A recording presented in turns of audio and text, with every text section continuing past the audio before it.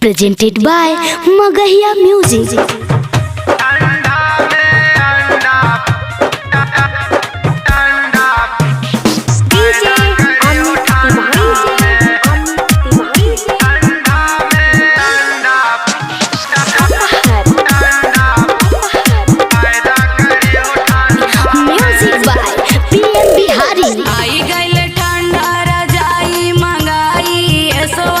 हमसे सहाई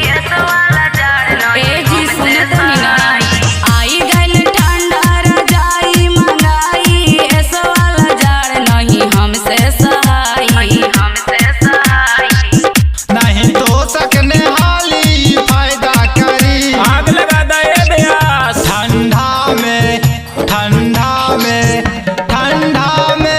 अंडा फायदा करी हो ठंडा में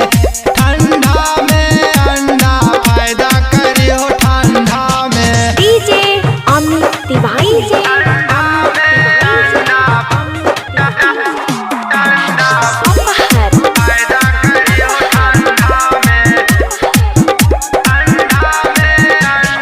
जब लेना लइवा रजाई जी तब लेना कोरवा सुताई जी भात ना भातार के धायान रखाए धानी कहदा पिया दी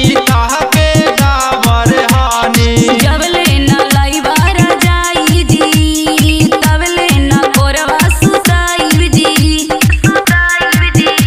न तो सकने हाली फायदा करी जिया हो ब्यास ठंडा में अंडा फायदा करी हो ठंडा में अंडा फायदा करी हो ठंडा में DJ अमित तिवारी से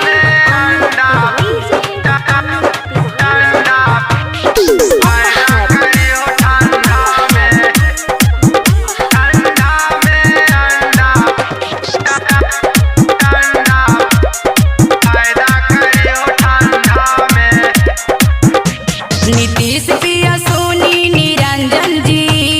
रउआ से बाई अनुरोध जी बाटे माच बुरी नाता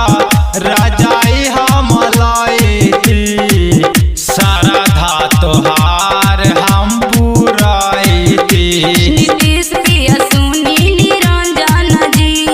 रउआ से बाई अनुरोध जी अंडा देही में एनर्जी के पैदा करी अरे खा के तो देखा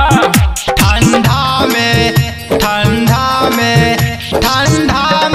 अंडा फायदा करी हो ठंडा में